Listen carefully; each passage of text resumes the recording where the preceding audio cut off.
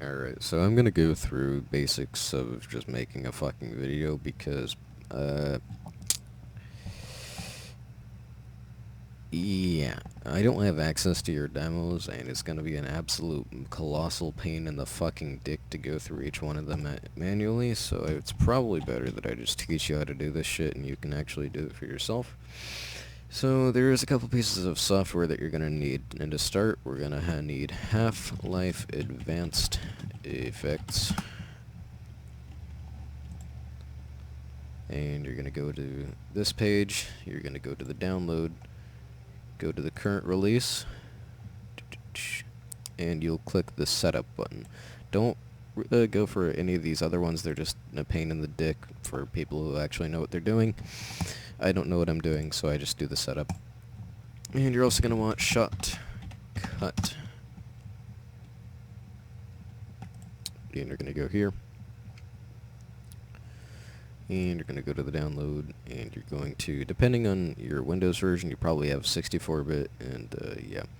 You can either choose whichever one of these sites. If one of them isn't working, go to the other one, and just get the installer. Don't get whatever this portable zip thing is, you don't want to do that, it's a pain in the dick. If you have 32-bit Windows, get the 32-bit Windows installer. If you have 64-bit Windows, get the 64-bit Windows installer. If you don't know which version you have, then you can just Google which version of Windows do I have. Wow, epic, I know. Anyways, so once you have both of those things, you're going to want to open up Play. And I already have it open. And, oh fuck. What you would do is, there will be other tutorials on this, but you'll go to the developer and then custom console. You'll set up your program path to open the actual file of CSGO. You can't have like, you can't use like a shortcut that's on your desktop. You have to actually go to basically this file. And you're going to want to inject a DLL, which is the AFX hook source DLL, from your Halay file, which you've just downloaded. And then after that you can press OK and it'll launch your CSGO. And you'll be in what's called a VAC insecure mode when you first start. And in fact, let me just do that real quick. Let me go through the shit. I have this all set up, so I don't really have to do anything.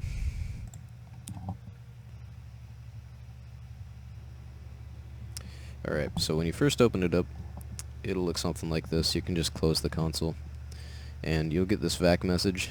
It says you have launched the game in insecure mode from outside of Steam with insecure flag. So this is a launch option. Your game file signatures will not be validated, and you'll not be able to join VAC secure servers. So basically, while you're within Halay, Half-Life Advanced Effects, you won't be able to play a regular game because it is technically injected into your engine. So yeah, don't join VAC secure servers. It's just a movie making tool, it's not a hack, so whatever. And then what you're going to want to do is you're going to want to find whatever demo you want. Let's say I want to use this demo, and I want to press launch, and we'll wait for this to open itself up. Alright, so now we're in the demo. Let's just pause this real quick. So there's a couple of things that you're going to want to take care of. And first of all, let me just kind of mosey on over to somebody that's actually interesting. It's a Gun Safety Dwight here. And the first thing that you're going to want to take care of is your crosshair. So go into game and just kind of, why is that extremely restricted? Whatever. And just scroll right the fuck down. What I use is this. Let me give you a clear view of that. And it's just something really plain, really small. Sorry, but your crosshair kind of sucks for movie making because it's fucking massive. So you're going to want to change that because you don't really want this to be that visible. You just want something that they can kind of take a glance at and be like, oh yeah, there's still a crosshair there. And there's going to be a few commands that you have to do other than that. So just to make the game itself look better, I have a recording executable, which gives me some pretty nice looking footage. But you probably don't have that, so let's let's go through a couple of things. So the most important one is CL underscore draw only death notices. So if you put this at 1, then it's going to close off everything except for the death notices at the top of the screen. And if you put it back at 0, then you're all good again. This is pretty much, if you're going to have a command, then use this one. Something else that's cool to have is, let me see if I can find a spot. Oh shit. See if I can find a better spot for this. Yeah, this is a good spot. So, SV underscore sky name. I use Vertigo Blue when I'm recording, but otherwise it'll just be, I think, dust. Or maybe not. Something like that. It'll be some other name, but I like to use Vertigo Blue because it looks good. So you just go Vertigo Blue underscore HDR, and you'll get this cool looking sky. And then, other than that, what you're going to want to do is you might want to change your FOV. So that's FOV underscore CS debug.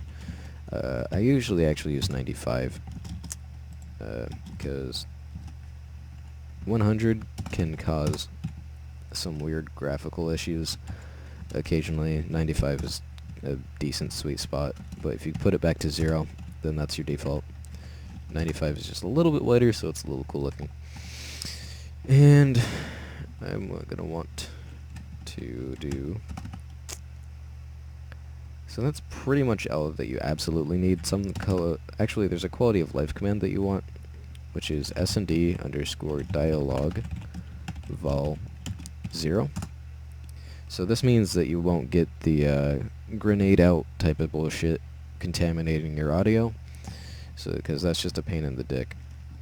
There's another problem though. So right now your death notices kind of look like ass because everybody has shown. Nobody, it's not exclusive to the player that's getting the frag movie done for them. So what we're gonna do about this is we're gonna do merv underscore death message debug 1. Ah, fuck. Merv death message debug 1. So this command right here is basically going to show us whenever somebody gets a kill, it'll show in the console. So let's see if somebody gets a kill real quick. I guess not. Alright. So that right there is a kill. So you're at the bottom of the kill feed right now, and that's exactly what we want. So this line right here is the debug message for this kill specifically, and what we want right here is the attacker ID, because that is what Merv recognizes as your player. So Merv underscore death message block exclamation point 3 space asterisk, and that command right there will block every single kill message except for yours. But we want one more, so we get merv death message highlight ID 3, which is your ID. And this, when combined, basically does, hang on, let me turn down my audio real quick because it's gonna get loud and people are gonna be doing the shooty thing. And, so yeah, all that combined basically does that. So you can see that your stuff is highlighted, and if somebody else gets a kill, like that, it doesn't pop up in the kill feed. So this kill feed is now exclusive to you. And I'm going to take a break real quick because I have to eat food, and then I'll continue this. Alright, I've just consumed food and I'm ready to fucking party, so... Alright, so to continue on, now that we've got our commands all set up, let's say that we want to clip round 1. So let's find our player.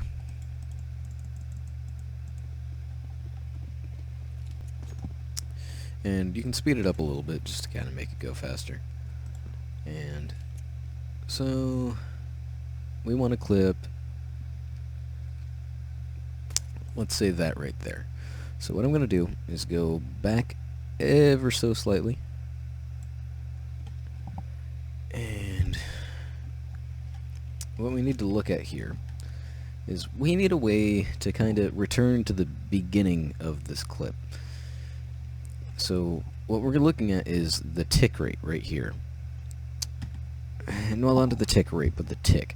So we're going to do demo underscore go to tick 7638, which is just that number right there under the tick rate, under the tick, and you'll see something jumps usually, but that's basically just because it's going right back to where it was. And so we can say, oh yep, there it is, and then I can just press the up arrow and we've got the tick right there, enter that, and we're right back. So that's a really important thing because it allows you to jump back as many times as you need to. And then, so let's just do CL underscore draw, only death notice is 1. And then with this, I'm pretty much ready to record my clip. So you would hit record, unpause, and then let it run.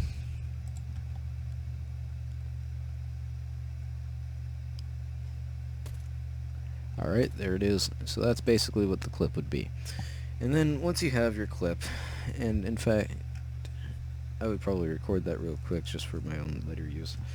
But once you have your clip, you're pretty much just going to repeat this process for as many clips as you have. So let's say, just to make an example, let's say that this right here is a clip. So we would do demo underscore go to tick 30242. And then we would let that play, we would record it, and then we would go back in. So in terms of recording, there's one more really important thing that you should know, and that's cam paths or smooths. So to start one off, I'm basically just going to get into a decent spot. I'm going to pause the demo, and I'm going to do demo underscore go to tick 3664. So that sets my spot. And then I'm going to want to set a keybind. So you do bind and then the command. I already have the bind set up, but you're going to bind merv underscore cam path add. And what this command does is it basically adds a point to a camera path. So every time you press that bind or you enter that command, it would add a point. I like to do these in half speed. So I already have a keybind set up, so I can just press that. And then you let it play. I'm going to add a point here at the beginning. And then I'm going to move it over this way. And we're going to add a point. We're going to follow you. We're going to add this point. Add this point. Add this point. And add that point. And add that point. So then what I can do is go right back to the beginning and say demo, or actually I can say merv cam path enable 1. And then that would play through the cam path. And let's say that you've just watched your smooth and you want to delete it. So what we can do is merv underscore cam path clear, and that clears all of the points that you had in the beginning. And after that, we're pretty much done with the recording aspect. So I'm just going to do console quit and get out of Counter-Strike real quick. What I'm going to do, hop into Shotcut. So this is what it'll look for you by how it'll look for you by default. This is your video plane. This right here is recent projects, I guess. I don't really care about that, so I'm just going to close it. These are filters, and I'm not seeing a properties window, so that's probably going to want to change. So I'm going to go to view and properties, so that adds this extra tab. And I'm also going to want a playlist. I'm also going to want I think that's pretty much that, but export will be convenient later. So, to begin, you need to go to playlist. And I'm just going to open up my files here, go to this one. And we'll just take the first one that I have in here. This is just a clip. And okay. So, this is called the source view. You can see that the source tab is open right now. And what the source view is basically whatever clip you have selected in the playlist, it'll show you the source footage. So basically how this looks in your files is how this will play in the source view. If you go to project though, that refers to your edited video. So to start actually editing, I'm going to drag this up a little bit because this is really small, and then I'm going to right click on the timeline and add a video track. So this is now a little slot where I can put in video. So I'm just going to add a video here by dragging this playlist, or dragging the video from the playlist and down into here. And this at the bottom is really important. This is your audio information all along here. And ultimately, the audio is what you're going to sync, what you're going to use to sync your footage. So as you can see, as I draw... One more apartments. One apartments. That's really loud, but well. Oh, top mid with a bomb. I just want this kit. So the audio kind of plays along with it. I'm just going to drag through to see what I actually clipped, which is probably that right there. So I'm just going to... I don't want all of this here, so what I'm going to do is press Shift and S, and then that adds a split. Then I can select the side on the left and press Control X to delete all that extra footage. So I have a cut version now. Firebox. Which just looks like that. And then I don't want the rest of this on the back either, so I'm just going to do this, Shift S again, and then yeet it with Control X. But this isn't a frag video, which is a problem, right? Because it's just a tap. So I want to fix that. And to fix that, I'm going to right click and add an audio track.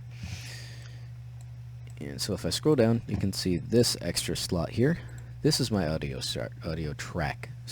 I can't speak English, don't worry about it. So I go into my recents and we drag this into the playlist. And then after that we can drag it right into the audio slot. And you just get audio. And I actually don't really want this to be speaking to me.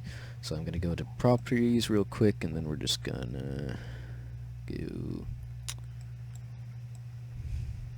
Actually, I think... Alright. Hang on. So I'll do that later. But as you can see... Firebox.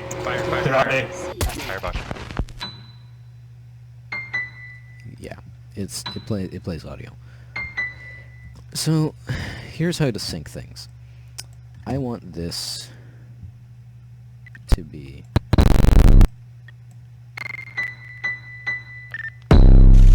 that little pop right there is what I want to sync it with.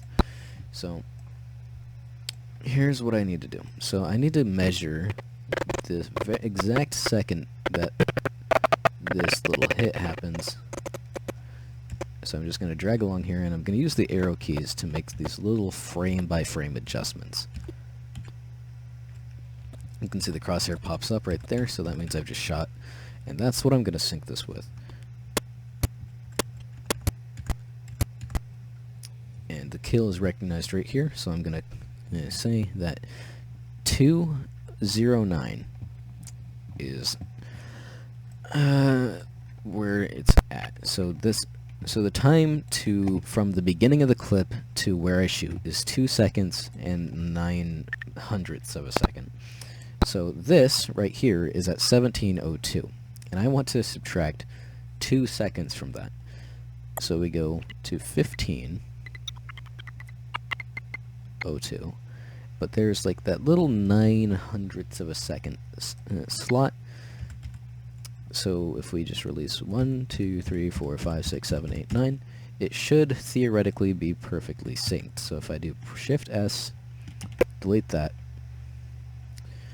and then we take a look.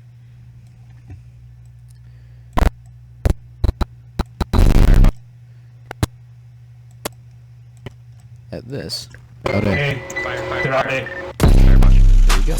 That's a synced video. And I don't want this to be making any noise, so this is a good chance to introduce filters. Filters are going to be really important for you. And I want to press audio from this added filter, and I have, just so you know, the video itself selected. You want to select the one that the video clip that you want to add a filter to. And I'm just going to do the mute filter, because I don't want to hear this. Actually, no. Actually, yes, I will. Because it's just a USP. So, boom. That's actually kind of funny.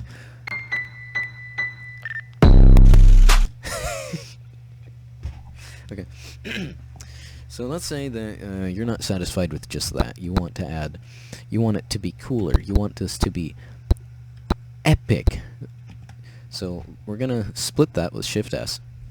I'm going to select the clip that I want to add another filter to, and I'm actually going to remove the mute filter, so hopefully you can hear a little bit of the gun sound. And we're going to add another filter, so the one that I like to use to make things cool looking is glow. So that is way too much, but we're going to go down to about like 10% blur. And then what I can do is go to View and select keyframes, and then I can just have this kind of fade out. If I select this one on this little bar or circle on the right and drag all the way to the left, then it'll add a kind of fading out effect to this blur. So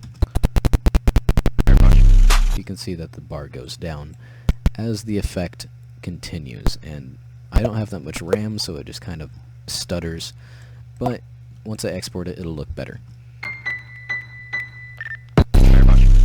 That is basically an edited video.